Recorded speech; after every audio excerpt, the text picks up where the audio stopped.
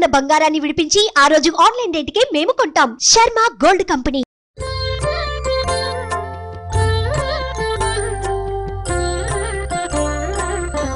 So కోట్ల నరసింహులపల్లె గ్రామానికి ఆనుకొని ఇంతటి చరిత్ర, ఇంతటి వైభవం ఉన్నటువంటి ఈ దేవాలయానికి ఆనుకొని ఉన్నటువంటి ఈ కొండ ప్రాంతంలోనే విశ్వనాథాలయము, అదే విధంగా కోనేరు కూడా ఉంది అంట. ఆ కోనేరు దగ్గరికి ఇప్పుడు మనం వెళ్తున్నాము. మీరు చూస్తుంది ఇదే మార్గం. ఈ మార్గం గుండా మనం కోనేరు దగ్గరికి వెళ్ళిపోదాం. ఈ కోనేరుకి మంచి చరిత్ర ఉందని చెప్పవచ్చు. పచ్చటి పొలాల మధ్యలో చుట్టూత గ్రామస్తుల నివాసాల ఏర్పాటుతో ఈ కొండ చుట్టూ ఆనుకొని ఈ గ్రామం అంతా కూడా ఉంది అని చెప్పొచ్చు. సో ఇంతటి పల్లె ప్రకృతి సౌందర్యాలలో ఈ కొండని చూస్తున్నాము. అదే విధంగా ఈ దేవాలయాన్ని అన్నింటినీ కూడా దర్శించుకుంటున్నాం. ఇప్పుడు కోనేరును కూడా చూద్దాం, వచ్చేయండి. జైన మతస్థులకి సంబంధించి అప్పుడు రాజులు జైత్ర యాత్ర కొనసాగించాలి అన్నప్పుడు బస చేయడానికి ఈ యొక్క కొండనే బేస్ చేసుకొని ఇక్కడే ఉండే వాళ్ళంట. కొన్ని రోజుల తరబడి ఇక్కడే ఉండి బస చేసుకొని వాళ్ళ పరిపాలన కానీ వాళ్ళ జైత్ర యాత్రలన్నీ కూడా చేసేవాళ్ళట. మీరు విజువల్ లో చూడొచ్చు.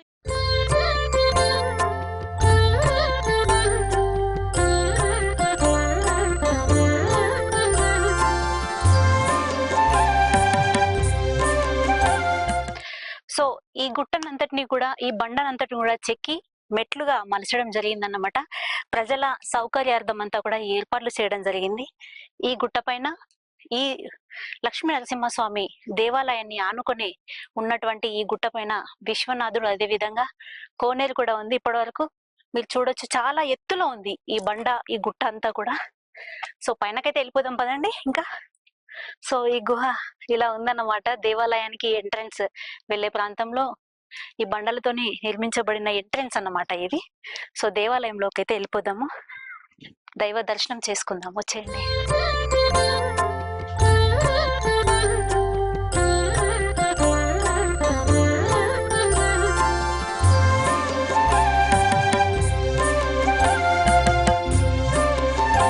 సో దేవాలయం ఇదే అన్నమాట. ధ్వజస్తంభం, గతంలో ధ్వజస్తంభం కానివ్వండి, గణపతి దేవుడు కానివ్వండి, అదే విధంగా నందీశ్వర్లు కానివ్వండి గతంలో లేకుండేదంట. 2010లో వీటిని నిర్మించడం జరిగింది.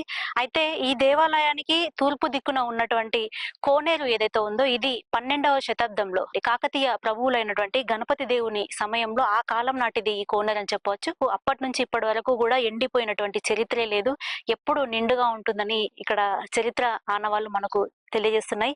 ఈ దేవాలయానికి కూడా చాలా చరిత్ర ఉంది. ఒకప్పుడు స్ఫటిక లింగం ఉండేదంట ఇక్కడ. ఆ స్ఫటిక లింగాన్ని మహమ్మదీయుల కాలంలో వాళ్ళ పాలన ఉన్నప్పుడు దాన్ని ధ్వంసం చేయడం జరిగిందంట.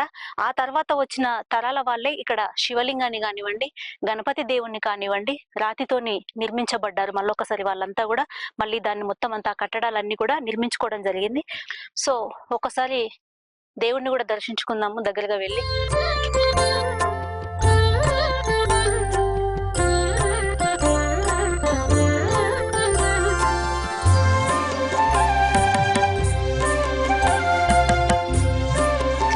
సో స్వామివారిని కూడా దర్శించుకుందాము.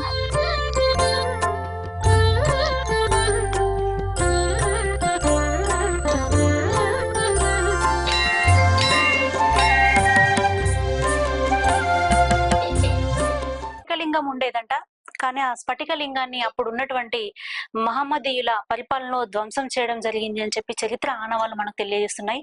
ఆ తర్వాత వచ్చినటువంటి పాలకులు మాత్రమే దీన్ని అప్పటి వంశస్థులు ఎవరైతే ఉన్నారో వాళ్ళ ద్వారా ఇక్కడ దేవాలయానికి సంబంధించినటువంటి స్వామి వారందరినీ కూడా మళ్ళొకసారి ప్రజలందరికీ అందుబాటులో ఉంచడానికి మళ్ళీ నిర్మించుకున్నారు. శివుణ్ణి కానివ్వండి, నందీశ్వరుని కానివ్వండి, గణపతులను కానివ్వండి అందరినీ ఇక్కడ నిర్మించడం జరిగింది. సో లైవ్ లో మనం దేవుణ్ణి చూడొచ్చు నిజంగా.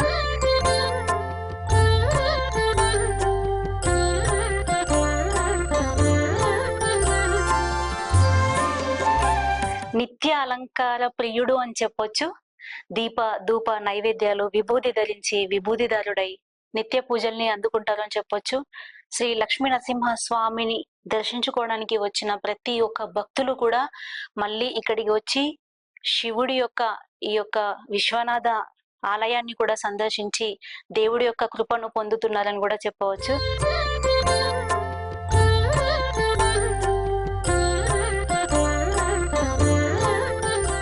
శంకు చక్రాలతోని త్రిశూలాన్ని ధరించి లింగార్చనను నిత్య పూజలను అందుకుంటున్నటువంటి విభూతిదారుడై ఉన్నటువంటి నిత్యం ఆయన వద్ద దీపం వెలుగుతూనే ఉంటుంది.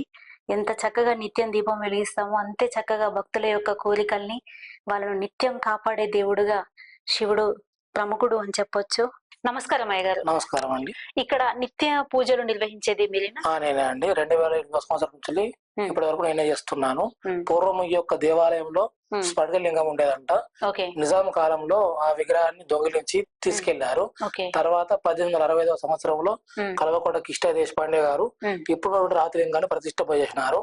అప్పటి నుంచి ఇప్పటి వరకు కూడా నిత్య పూజలు జరుగుతూ ఉన్నవి. ఇప్పుడు ప్రస్తుతం ధర్మకర్తగా కల్వకోట కీర్తి కుమార్ సార్ గారు మరియు గ్రామస్తులు గ్రామ సర్పంచ్ గారు ఈ యొక్క దేవాలయాన్ని నిర్వహిస్తున్నారు. ఓకే.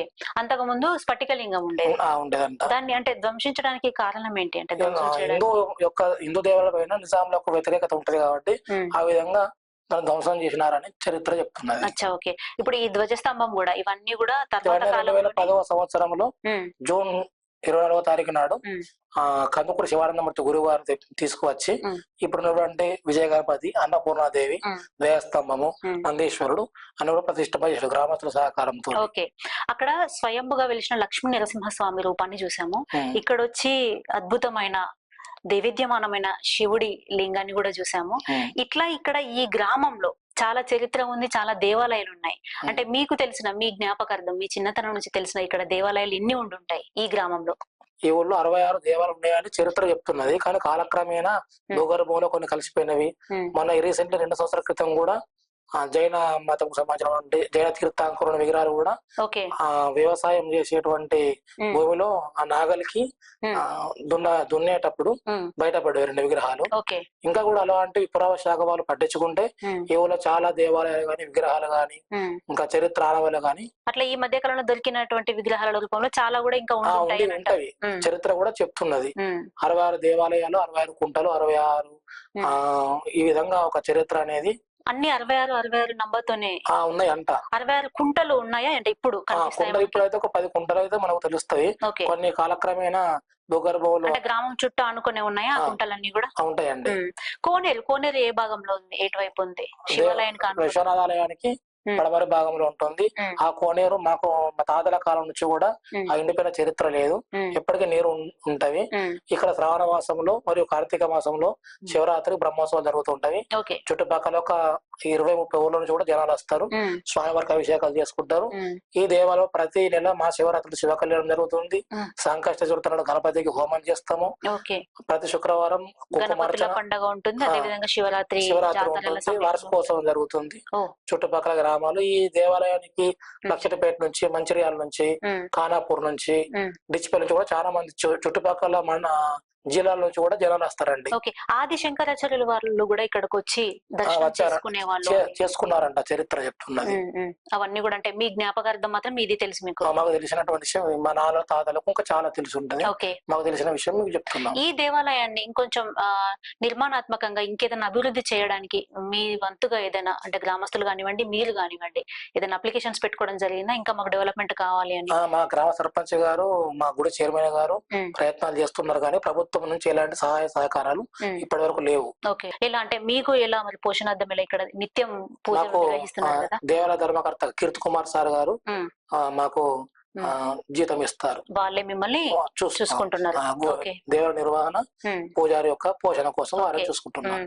భక్తులందరూ ఇక్కడ ఎట్లా ఉంటుంది? అధిక సంఖ్యలో ఉంటారా? సోమవారం, శుక్రవారము, పుట్టినరోజులకు, పెళ్లి రోజులకు వస్తారు.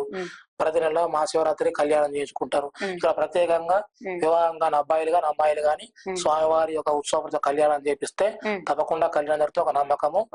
ఇప్పుడు ఒక 7 సంవత్సరాలుగా కంటిన్యూగా చేస్తున్నాము. చాలా మందికి కూడా వారు కోరుకున్న కోరికలు నెరవేరాయి. ఇక్కడ ముడుపు కట్టుకొని ఆ బయట ఉన్న రావి చెట్టు దగ్గర కట్టుకుంటే తప్పకుండా నెరవేరుతుంది. అలా చాలా మందికి అయినవి, సంతానం జరిగింది, వివాహాలు అయినవి. స్వామివారు కళ్యాణమూర్తిగా ఇక్కడ స్వామివారి దర్శనం ఇస్తున్నారు. చాలా గొప్ప విషయం చెప్పారు మాకు ఈ రోజు. సో అదన్నమాట. పెళ్లి గాని మహిళలు కానివ్వండి, అబ్బాయిలు కానివ్వండి, ఎవరైనా సరే వాళ్ళకి వివాహం కావాలి అనుకున్న వాళ్ళు ఇక్కడికి వచ్చి ముడుపుల రూపంలో వాళ్ళు ముడుపు కట్టినట్లయితే, అదే విధంగా దేవుని దర్శించుకొని ముడుపు కట్టినట్లయితే వాళ్ళ కోరికలు నెరవేరుతాయి. అదే విధంగా సంతానం కావాలనుకున్న వాళ్ళకి కూడా వాళ్ళ కోరికలు నెరవేరుతాయి అని చెప్పి దేవుడికి నిత్య నిత్య కళ్యాణం చేపిస్తూ మొక్కులు సమర్పించడం జరుగుతుంది అని మనకు స్వామివారు చెప్తున్నారు. సో ఇదన్నమాట ఇక్కడ విశ్వనాథాలయం యొక్క ప్రత్యేకత.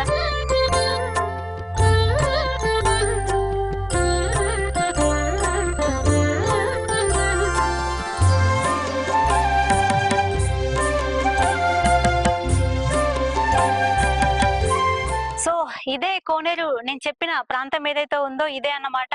ఎప్పుడు ఎండిపోకుండా నిత్యం నీళ్లతోని ఉన్నటువంటి కోనేరు ఇదే. ఏ భక్తులు వచ్చినా ఈ గ్రామంలో ఉన్నటువంటి ఏ ఆలయాన్ని సందర్శించుకోవాలన్నా ముందుగా ఈ కోనేరు వద్దకు వచ్చి ఇక్కడ స్నానం ఆచరించి గంగా జలాన్ని కూడా, ఉత్సవాల సమయంలో అయితే గంగా జలాన్ని తీసుకొని వెళ్ళిన తర్వాతనే వాళ్ళ ఉత్సవాలు మొదలు పెట్టడం కానివ్వండి, రథాలు తిరగడం కానివ్వండి, నిత్య పూజలు చేయడం కానివ్వండి, ఇక్కడ నుంచి నీళ్ళని గంగా జలాన్ని తీసుకొని వెళ్ళిన తర్వాతనే నిత్య పూజలు నిర్వహిస్తారు అనేది ఇక్కడ ప్రత్యేకం అని చెప్పొచ్చు. సో ఈ వాటర్ ని చూస్తే గ్రీనిష్ గా కనబడుతుంది కదా మనకి, కానీ ఒకసారి పట్టుకొని చూసినట్లయితే చాలా తేటగా ఉన్నాయి వాటర్, చాలా తేటగా కనబడుతుంది మనకి. సో ఇదే కోనేరు ఎప్పుడు ఎండిపోదు, నిత్యం నీళ్లతో నిండే ఉంటుంది. ఎంతటి కరువు సమయం వచ్చినా కూడా, ఎంతటి ఎండలు దంచి కొట్టినా కూడా ఈ కోనేరు మాత్రం నిండే ఉంటుంది అని చెప్పి మనకు ఇక్కడ చరిత్ర తెలిసిన వాళ్ళంతా కూడా, ఇక్కడ గ్రామస్తులంతా కూడా, చాలా మంది మనకు సీనియర్స్, నిత్యం చూస్తున్న వాళ్ళు, కొన్ని సంవత్సరాల నుంచి చూస్తున్న వాళ్ళు చెప్తున్నారు అనమాట. ఒక్క రోజు కూడా ఎండిపోయిన సందర్భమే లేదంట. ఇది కొన్ని వేల సంవత్సరాల నుంచి ఉన్నటువంటి కోనేరు ఇది. అంటే రాజులు పరిపాలించినటువంటి సమయం నుంచి కూడా ఈ కోనేరు ఇలాగే ఉంది. ఇదే గ్రామంలో 66 దేవాలయాలు, 66 కుంటలు అనేది కూడా ఉంది. కానీ కాలక్రమేణా అవి శిథిలావస్థకు గురయ్యి కొన్ని కూలిపోయి మనం కొన్ని తరాల వాళ్ళకు చూపించడానికి కొంత తగ్గింపు అనేది అయితే జరిగింది. అప్పటి ఆనవాళ్ళన్నీ కూడా ఇప్పుడు కొన్ని చూపించలేకపోతున్నాం.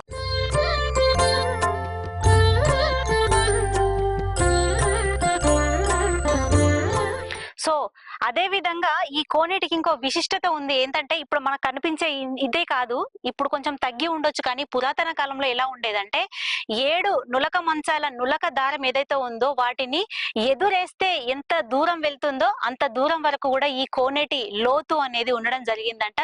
సో ఇంతటి పూర్వ వైభవం కలిగినటువంటి ఈ కోనేరులో ఉన్నటువంటి నీరు కలుషితం కాకుండా మనం కాపాడుకోవాల్సినటువంటి బాధ్యత ఉంది. ఈ గ్రామస్తులకు కానీ, ఇక్కడికి వచ్చేటువంటి భక్తులందరికీ కానీ సుమన్ టీవీ ద్వారా మేమేం తెలియజేస్తున్నాము అంటే, ఇలా చెత్త చెదారాన్ని, ప్లాస్టిక్ ను కానివ్వండి, మీరు వాడి పడేసినటువంటి కొబ్బరికాయలు కొట్టగా ఇంకేదైనా వస్తువులు తీసుకొచ్చినప్పుడు ఆ వాటర్ బాటిల్స్ కవర్స్ కానీ ఇలా పడేయడం వల్ల కలుషితం అవుతాయి. కాబట్టి ఈ చరిత్రను, ఈ యొక్క కట్టడాలను, ఈ కోనేటి నీటిని, ఇవన్నిటిని కూడా మనం కాపాడుకోవాల్సినటువంటి బాధ్యత మనందరి పైన ఉంది అని మీకు మళ్ళొకసారి గుర్తు చేస్తూ పరిశుభ్రంగా ఉందాము అని తెలియజేసుకుంటున్నాము. సో ఇంతటి చరిత్ర కలిగి ఉన్నటువంటి ఆనవాళ్ళన్నిటిని కూడా కాపాడుకోవాల్సినటువంటి బాధ్యత మనందరి పైన ఉంది అని మళ్ళీ తెలియజేసుకుంటూ మళ్ళొక టెంపుల్ కి వెళ్ళిపోదాం. కోట్ల నరసింహులపల్లె గ్రామంలో ఉన్నటువంటి అనేక దేవాలయాలలో ఒకటైనటువంటి ఈ వీరభద్రుడి దేవాలయానికైతే వచ్చేసినాము. దీన్ని నందగిరి లక్ష్మీ నరసింహులపల్లె గ్రామం అని కూడా పిలుస్తారు. మనం మనం విన్నటువంటి చరిత్రలో 66 దేవాలయాలు ఏవైతే ఉన్నాయో కొన్ని కనుమరుగైనప్పటికీ మిగిలి ఉన్నటువంటి దేవాలయాల్ని మనం చూస్తున్నాము. కాబట్టి దాంట్లో భాగంగా లోపలికి వెళ్ళిపోయి ఈ యొక్క వీరభద్రుడి ఆలయాన్ని కూడా సందర్శించుకుందాము. వచ్చేయండి. సో వీరభద్రుడి ఆలయానికైతే వచ్చేసినాం, లోపలికి వెళ్తున్నాం మనం. వాతావరణం ఇక్కడ చాలా ఆహ్లాదంగా, చాలా బాగుంది. చెట్లతోని, రావి చెట్లు కానీ, వేప చెట్లు కానివ్వండి, చాలా పెద్ద ఎత్తున అద్భుతమైనటువంటి కళను సంతరించుకొని ఉంది. ఈ దేవాలయం కూడా చాలా ప్రశాంతంగా కూడా ఉంది అని చెప్పొచ్చు. దేవాలయం అంటేనే ప్రశాంతత. ఎలాంటి మానసికమైనటువంటి సమస్యలు ఉన్నా దేవాలయానికి వచ్చి కొద్దిసేపు కూర్చున్నట్లయితే మానసికంగా ఉన్నటువంటి టెన్షన్స్ అన్ని కూడా పోతాయి అనే విషయం నిజమండి, నిత్య సత్యం కూడా అని చెప్పొచ్చు. దీన్ని లోపలికైతే వెళ్ళి దైవ దర్శనాన్ని చేసుకుందాం. వచ్చేయండి.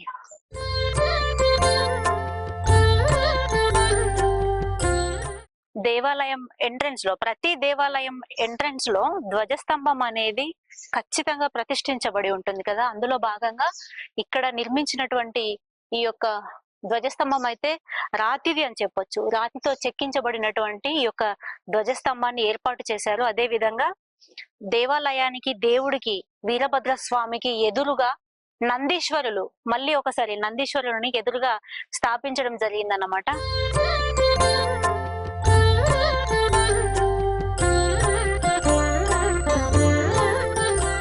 స్వామివారి సన్నిధానంకి అయితే వచ్చేసాము. కొద్దిసేపు వారి యొక్క దర్శనాన్ని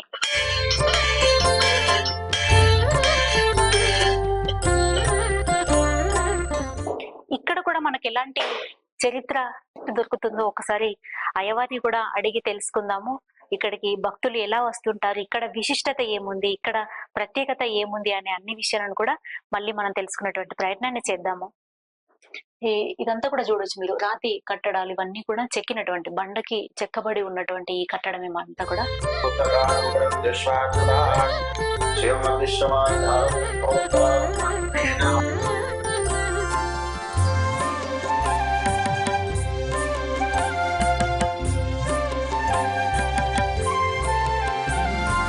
వీరభద్రుడి దర్శనం అయితే చేసుకున్నాం కదా. వీరభద్రుడిని ఆనుకునే పక్కనే అంటే లెఫ్ట్ సైడ్ లోనే పక్కనే శివాలయం కూడా ఉంది.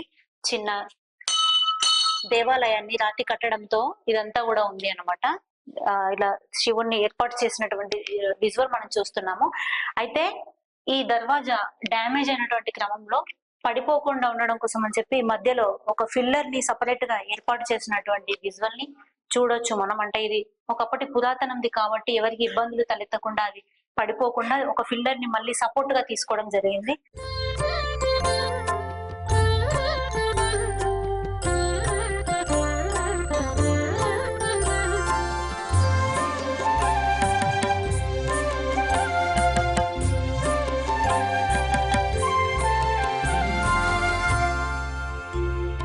సో మనం ప్రతాప రుద్రులు నిర్మించినటువంటి మల్లికార్జున స్వామి దేవాలయానికి అయితే వచ్చేసినాం. ఆనాటి కాలంలో ప్రతాపరుద్రుల వారు ప్రత్యేకంగా నిర్మించబడినటువంటి ఈ యొక్క మల్లికార్జున స్వామి శివాలయం కూడా చాలా ప్రత్యేకమైంది అని చెప్పవచ్చు. ఎందుకంటే ఆ లింగం చుట్టూ ఉన్నటువంటి ప్రాణపట్టం ఏదైతే ఉందో ఆ పట్టం పైన తట్టినట్లయితే, ఒక ₹1 కాయిన్ తో తట్టినట్లయితే సప్త స్వరాలు వినపడతాయి. మనం చెవు పెట్టి కాన్సన్ట్రేషన్ తో విన్నట్లయితే మంచి సౌండ్ ను మనం వినొచ్చు అని చెప్పి ఇక్కడ ప్రత్యేకత ఉంది అని ఇక్కడ ప్రజలు కూడా చెప్తున్నారు. ఒకసారి అది కూడా చూద్దాము. దేవుణ్ణి దర్శించుకొని ఒకసారి అక్కడికి వెళ్ళి దర్శనం చేసుకొని వద్దాము. వచ్చేయండి.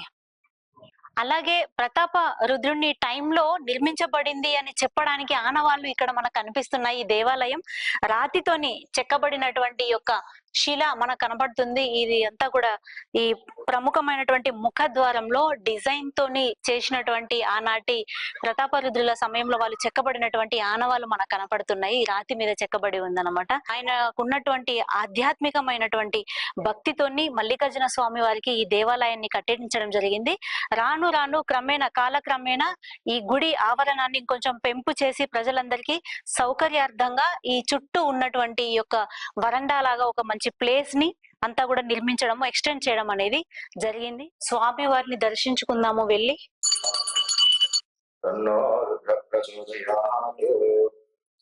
స్వామి ఇక్కడ ₹1 కాయిన్ తో తట్టినట్లయితే శబ్దాలు వినిపిస్తాయి అంటుంటారు కదా.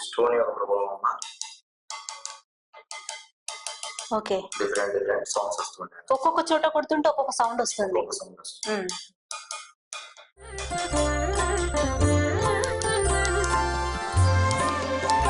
ఒక్కొక్క సౌండ్ అయితే వినపడుతుంది. సో పురాతన కాలం నుంచి దేవాలయాలకు సంబంధించి ఏ కట్టడాలు నిర్మించాలన్నా కూడా ఇక్కడ మీరు చూస్తున్నటువంటి ఈ డిజైన్ కనబడుతుంది. కాకతీయ తోరణాల టైప్ లో అప్పటి ప్రతాపరుద్రులు వాళ్ళు ఏ దేవాలయం నిర్మించాలన్నా కూడా ఈ ధ్వజస్తంభాల దగ్గర నుంచి ఎంట్రన్స్ లోకి వెళ్తున్నటువంటి ఏ ప్రాంతమైనా కూడా ఇవే డిజైన్స్ తోని అప్పటి పూర్వ వైభవాన్ని చూపిస్తుంటారన్నమాట. మీరు చూడొచ్చు గర్భగుడిలో కూడా శివుని లింగానికి పైన కూడా సేమ్ అదే డిజైన్. ఏ టెంపుల్ కైనా వెళ్ళండి, శివాలయానికి సంబంధించి గతం నుంచి ఇప్పటి వరకు కూడా ఏ టెంపుల్ కి వెళ్ళినా కూడా మనకి ఇలాంటి ఆనవాళ్ళు కనిపిస్తూనే ఉంటాయి. ఒకసారి పైన చూడండి, చక్రం టైప్ లో మనకి డిజైన్ ఇచ్చారనమాట. ఇదంతా కూడా రాతి కట్టడమే, కానీ కాలక్రమేణా దీన్ని సుందరంగా కనిపించడానికి వైట్ పెయింటింగ్ చేశారన్నమాట. ఇదంతా కూడా అప్పటి రాతి శిలలతో నిర్మించబడినటువంటి దేవాలయంగా చెప్పవచ్చు. ద్వార పాలకులు కానివ్వండి, ఈ డిజైన్ అంతా కూడా ప్రతి ఆలయంలో అప్పటి పూర్వ వైభవంలో ఉన్నటువంటి ప్రతి ఆలయాలలో కూడా ఇదే కనిపిస్తుంది మనకి.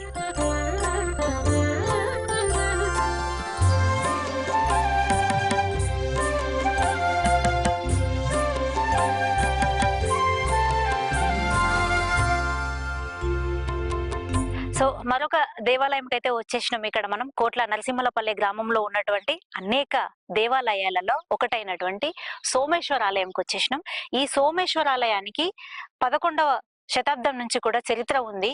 ఇక్కడ ఒక ప్రత్యేకమైనటువంటి విషయం కూడా ఉంది చెప్పడానికి. ఏంటి అంటే, ప్రతాపరుద్రుడు ఇంతకుముందు మనం చూసినట్టుగా మల్లికార్జున స్వామి దేవాలయాన్ని కట్టిస్తున్నటువంటి ఆ సమయంలో ఎరుకల నాంచారి అనే ఆవిడ ఆయన వద్దకు వెళ్ళి, మా దగ్గర కొంత డబ్బు ఉంది, మాకు కూడా ఒక దేవాలయాన్ని కట్టించి ఇవ్వండి ప్రభు అని ఆయన్ని అడగగా, ప్రతాపరుద్రుడిని అడగగా ఆయన సరే అని చెప్పి ఆమె పేరు మీద, అంటే ఆమె వ్యక్తిగతంగా పోగు చేసుకున్నటువంటి ఆమె సంపద ద్వారా ఈ దేవాలయాన్ని కట్టించి ఇవ్వడం జరిగింది.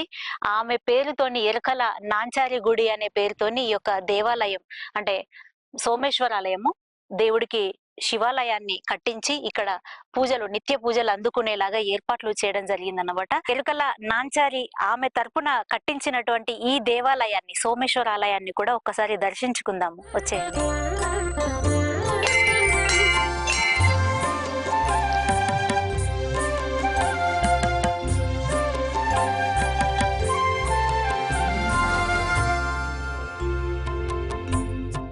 సో ఇదండి కరీంనగర్ జిల్లాలోని గంగాధర మండలంకి సంబంధించినటువంటి కోట్ల నరసింహలపల్లిలో మనం చాలా పూర్వ వైభవానికి సంబంధించినటువంటి ఎన్నో దేవాలయాలను ఈ రోజు సందర్శించుకునేటువంటి భాగ్యం సుమన్ టీవీ ద్వారా నాకు కలిగింది. అదే విధంగా మీ అందరూ కూడా వీక్షించారు అని, మీ అందరికీ కూడా కళ్ళ పండగ ఈ దేవాలయాలన్నీ కూడా దర్శనం జరిగాయని భావిస్తూ, చాలా దేవాలయాలు ఇంకా మరుగున పడిపోయి కాలక్రమేణా కూరుకుపోవడం జరిగింది. ఒక్కొక్కసారి వాటిని వెలికి తీస్తున్న కొద్దీ ప్రజలు ఎవరైనా పొలం పనులు చేసుకుంటున్నప్పుడు అవి బయటకు రావడం జరుగుతుందన్నమాట. శిథిలాల కింద ఉన్నటువంటి విగ్రహాలు కూడా బయటకు వస్తున్నాయి. అందులో కొన్నిటిని మాత్రం, కొన్ని దేవాలయాలను, కొంత చరిత్రను మీకు సుమన్ టీవీ ద్వారా చూపించడం జరిగింది. మీ అందరికీ నచ్చుతుందని భావిస్తూ, కెమెరామెన్స్ బొద్దుల ప్రవీణ్ అండ్ ప్రశాంత్ తో నేను మీ స్నేహ, సుమన్ టీవీ కరీంనగర్. ఇలాగే వీక్షించండి. మరొక మంచి విషయంతో మీ ముందుకు వస్తాము. Thank you all.